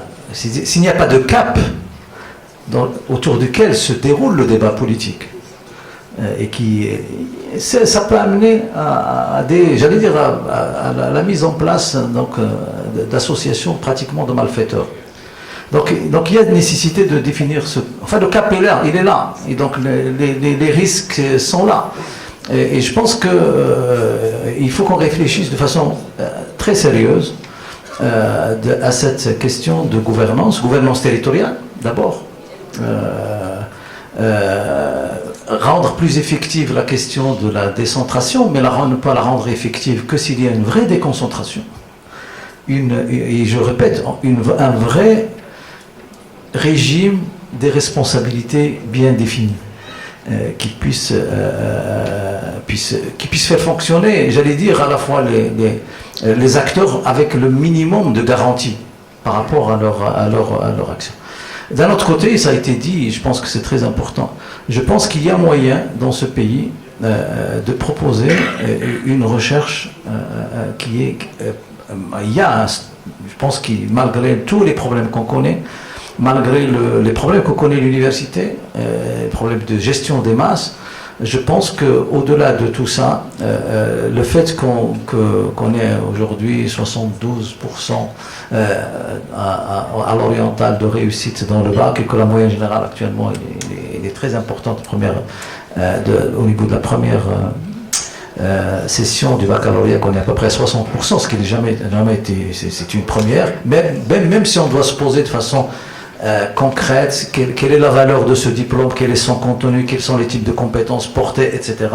Mais n'empêche, si on se limite aux simples compétences d'écrire, réfléchir et compter, qui sont le minimum des compétences, je pense qu'il y a là des opportunités pour, à la fois à partir de cette masse importante d'étudiants au niveau de l'université, qui portent aussi des attentes, qui portent aussi des demandes, et qui vont mettre à l'épreuve le système politique. il y a moyen de proposer une recherche, d'abord une recherche très adaptée et une recherche contextualisée au Maroc. Comme je dis, nos atouts sont réels, à condition qu'on repense un peu notre paradigme. Et je finis avec ça, parce que je pense aux gens du Haut Atlas et je pense aux gens de l'Oriental. Parce que de même dans la redistribution de ce qu'on peut appeler de la ressource nationale, je pense qu'il faut repenser cette question des devoirs et des obligations de chacun. Moi, un paysan des Talbès, dans le Haut Atlas, qui est le gardien, moi je ne le pense pas d'abord comme un marginal, je ne peux pas le penser comme un marginal, même s'il est... Je le pense d'abord comme un gardien du château d'eau du Maroc. Et à ce titre, de gardien du château du Maroc, ou de la forêt marocaine, il doit recevoir, dans le partage des ressources, il doit être pris en compte, comme d'ailleurs l'éleveur dans la frontière au nord de Figui, comme l'éleveur qui entretient, enfin, on le pense toujours en train de piller l'alpha, mais qui entretient l'espace, mais qui aussi surveille cet espace, parce que si on imagine une frontière surveillée uniquement par les militaires, le coût, même les questions de coût, sont très très élevées. Donc je pense qu'on a une nécessité de repenser à la fois nos paradigmes et de faire confiance, je pense, au génie local pour qu'on puisse trouver des solutions adaptées à nos problèmes. Merci. Monsieur Gaillot. Merci beaucoup. J'aimerais prendre un point qui a été relevé plusieurs fois, c'était les nouveaux métiers. Les nouveaux métiers toujours ayant deux objectifs. Un, c'est la création d'emplois et l'amélioration des revenus dans le milieu rural. Effectivement, ces populations qui peuvent aussi contribuer énormément à la sauvegarde et la protection et l'utilisation des ressources naturelles. J'aimerais citer encore une fois les deux projets que nous avons initiés avec nos chers partenaires des eaux et forêts. Et il s'agit vraiment d'un concept nouveau. Et je salue vraiment que les collègues, et je remercie M. Ndichi qui est parmi nous avec son équipe, qu'ils ont adapté ce nouveau concept qui est tout à fait innovateur, que les eaux et forêts travaillent aussi sur le plan social, et qui ont initié des nouveaux métiers autour de toutes les chaînes de valeur, de différents produits de terroir, de produits de ressources naturelles, des services écosystémiques, etc. Prenons l'exemple de l'aquaculture, que maintenant a trouvé une expansion, et sur le plan économique et aussi sur le plan social, à travers différentes coopératives dans différents domaines. Nous avons pu créer, dans seulement 3 ans, 2500 emplois durables. Et avec le nouveau projet des métiers verts, donc c'était avec le tourisme durable, avec les métiers verts, dans un seul an, nous avons pu créer 400 nouveaux emplois. Tout derrière, il y a un concept. Mais toujours, je pense qu'il est important d'avoir, d'une fois, une stratégie nationale, par exemple, lutte contre la désertification, de l'utilisation des ressources naturelles, d'une part. Donc ce sont des concepts stratégiques, théoriques, mais il faut aussi voir comment les traduire dans des projets réels sur le terrain.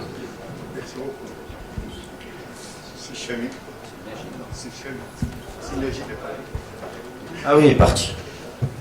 Écoutez, merci beaucoup. Moi, j'ai juste noté que tout à l'heure, la salle avait applaudi toutes les interventions sauf la mienne. Donc, je vais essayer de faire mieux. Non, mais j'allais juste essayer de faire mieux. C'était de la motivation. Merci beaucoup. Je crois que franchement, il y a beaucoup de choses très intéressantes qu'on a partagées entre nous ce matin. Moi, malheureusement, je n'ai pas le temps vraiment de rentrer dans les différents sujets. Mais à mon ami Tosé, je lui dis qu'il faut qu'on discute, lui et moi, un jour, sur le nouveau modèle. Quand on parle de nouveau modèle de développement, est-ce qu'il y en avait un ancien ou pas? Même s'il n'y en avait pas un ancien, on peut parler de nouveau. C'est ce que je dis, je suis un peu dans... Et en fait, il y avait un ancien qui n'était peut-être pas réfléchi depuis le début, qui est la succession de décisions prises, parfois endogènes, parfois sur des contraintes exogènes. Mais on avait un modèle, et là, ce qu'on dit aujourd'hui, c'est que ce modèle n'a pas donné tous les résultats. Il y a des acquis, il ne faut pas être nihiliste, il y a des réalisations, mais il faut aller beaucoup plus loin en identifiant les faiblesses du modèle ou de ce qu'on peut l'appeler actuel pour essayer de les corriger. Deuxième des choses, je pense qu'il est importante à comprendre et qui peut nous servir dans ce qu'on fait aujourd'hui dans la lutte contre la désertification, Silhafir en a parlé, le professeur de l'école forestière en a parlé, on ne capitalise pas en fait. D'accord? Et on parle des sujets, 40 ans plus tard, on parle du même sujet. Et ça ne veut pas dire qu'on n'a pas avancé, c'est peut-être qu'on a utilisé quelque chose qui n'a pas marché, on est en train de réutiliser une autre, et ainsi de suite, et peut-être qu'on va réutiliser la même chose. Einstein définissait la folie en disant, la folie c'est de refaire la même chose de la même façon et s'attendre à des résultats différents. Donc parfois on est un peu fou les Marocains parce qu'on fait les choses de la même façon, on s'attend à des résultats différents, ça ne peut pas être le cas. Ensuite, pour revenir à notre sujet, moi je pense qu'on a parlé de beaucoup de choses, mais il y a certains points dont je voudrais juste parler plus. Première des choses, on ne connaît pas assez la ressource, et je rejoins encore ce que disait le professeur, et donc nous on pense qu'il faut une comptabilité nationale du capital naturel et du sol. Deuxième des choses, il faut absolument gérer les sols, je l'ai dit tout à l'heure, dans une perspective durable et en intersectorialité, et cette idée de développement territorial est absolument fondamentale, je rejoins mon ami Silhafi là-dessus. Troisième chose, le cadre légal, on n'en a pas assez parlé, mais il y a une charte pour l'environnement qui est en fait, et donc il y a une loi qui est prévue, la loi relative à la protection des sols, qui n'a toujours pas vu le jour, et il faut donc la promulguer. Autre chose qui rejoint aussi ce qui a été dit, on ne le fait pas, et ce qui rejoint la rusticité, mon cher ami. Et on ne valorise pas assez les connaissances traditionnelles et les solutions technologiques performantes. Donc on peut avoir, avec cette rusticité, en apportant des choses qui peuvent être absolument valables. D'ailleurs, on peut inventer des technologies, mais utiliser des technologies n'est pas un tort. Au contraire, c'est même bien. La Chine a réussi son décollage parce que ce qu'ils appellent late mover advantage, l'avantage du dernier arrivant, qui n'a pas besoin, lui, de développer toutes ces nouvelles technologies pour se développer. Donc on prend ce qu'ils ont fait, je dirais, en Occident, mais ça ne veut pas dire qu'on ne doit pas faire notre propre développement. Et dernier point, ou l'avant-dernier point, il y a des instruments peut-être qu'on n'utilise pas aujourd'hui, c'est la finance climat, tu sais, tous les instruments de finance climat qui peuvent aller vers la désertification. Surtout, et c'est ça ma conclusion, c'est que ce phénomène-là n'est pas un phénomène marocain. Vous savez, d'ailleurs, la désertification des sols touche des pays plus que nous encore. On est dans une initiative qui s'appelle 3S, soutenabilité, stabilité, sécurité. Quand j'étais, où le Maroc joue le rôle avec le Sénégal de coprésident de cette initiative, on essaye vraiment de sensibiliser les différentes parties prenantes, des pays, etc., de ce problème qui se trouve dans cette région du monde, sachant qu'on parlerait demain de millions, de dizaines de millions de personnes qui quitteraient leur territoire parce que le sol est devenu, je dirais, inutilisable. Et donc, ce n'est pas qu'une histoire seulement sociale dont tu as parlé tout à l'heure, économique dont a parlé mon voisin de droite, mais c'est aussi une histoire de sécurité régionale. Parce que quand vous avez des dizaines de millions de personnes qui se déplacent, on commence à avoir des problèmes aussi de sécurité régionale. Voilà un peu ce que je voulais dire, je vous remercie. Merci. Vous êtes bien rattrapé là. Je n'ai plus de micro parce que le mot de la fin. Ouais. Je pense que tout a été dit, juste deux petites réactions. D'abord par rapport à l'eau. Moi je crois que l'important par rapport à cet objet, toutes les civilisations, c'est pas par hasard que ces civilisations sont nées autour de l'eau, avec de l'eau, dans les cours d'eau, sur les côtes. Parce que l'eau est un élément central, mais il ne faut pas le prendre uniquement comme eau ressource. L'eau est un élément qui est devenu fondamental pour tous les modèles de développement. Ça, c'est extrêmement important, c'est un constituant d'un écosystème. Et la compétition sur cette ressource est devenue extrêmement importante. Donc c'est à travers cet angle de vue où il ne faudrait pas la traiter uniquement avec des solutions techniques sur les transferts de bassin à bassin ou sur par exemple, même le dessalement de l'eau de mer. C'est une technologie extrêmement intéressante. Elle peut servir dans certaines conditions, dans certains territoires, c'est évident. Mais ça n'est vraiment pas la solution au dysfonctionnement structurel. Parce que aller vers ça et croire qu'on a une solution, on pourrait croire qu'on peut être dispensé de réfléchir à la correction justement des dysfonctionnements structurels. C'est comme un médecin, quand on se présente chez un médecin avec une forte fièvre, la solution la plus facile, c'est de lui donner un antipyrétique. On n'aura plus de fièvre, mais on peut mourir guéri.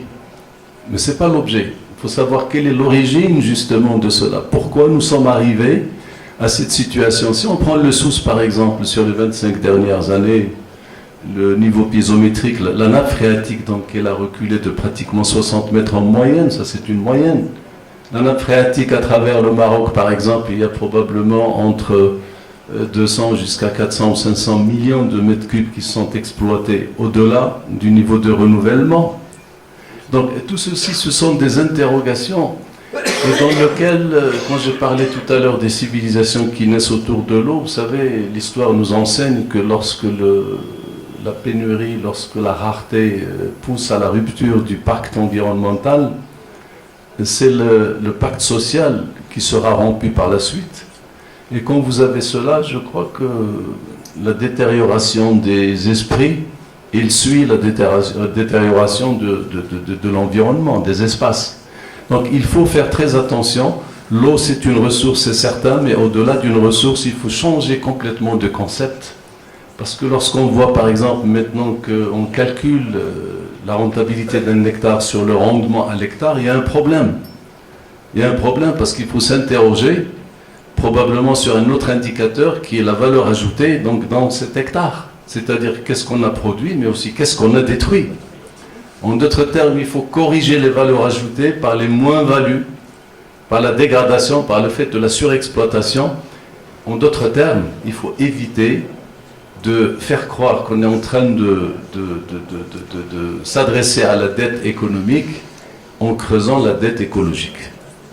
Cette dette écologique, il faut s'intéresser à cela, mais dans le cadre du développement durable. Le deuxième point, ça a été signalé d'ailleurs tout à l'heure par Septosé, sur le divorce parfois entre les intentions et les résultats. Je crois qu'on a vécu toutes ces vagues des débuts des années 80, dans lesquelles il y a eu une sécheresse absolument terrible, notamment sur les hauts plateaux.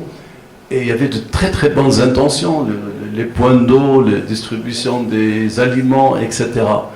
Et les intentions étaient excellentes. Le résultat, c'était quoi? C'est qu'on a poussé les gens à la sédentarisation, on a sédentarisé les populations, on a pratiquement transfiguré l'économie pastorale de l'espace en substituant par exemple les races rustiques des Bnigil avec la race Oulad Jellal qui venait d'Algérie.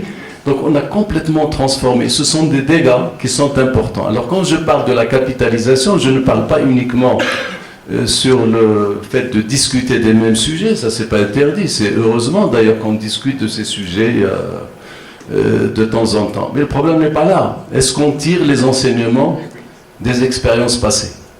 Et je crois que, par exemple, moi, si je devais refaire le plan de sauvegarde du cheptel sur les hauts plateaux, je ne le referais pas de la même manière, maintenant, à l'heure qu'il est, sur les hauts plateaux. Parce que je tire les enseignements de ce que nous avons. Il y a des résultats, mais il y a des écueils, il faut en tenir compte. Dernier mot sur le 3S, moi je crois qu'effectivement, ça c'est notamment pour l'Afrique, est quelque chose d'extrêmement essentiel. En 2012, donc, il y a eu donc, cette réunion à la COP donc, de la Convention sur la lutte contre la désertification, et il était établi qu'il y a un lien direct entre la dégradation du sol, la stabilité et la sécurité. Un exemple simple, prenez le lac Tchad que je citais tout à l'heure.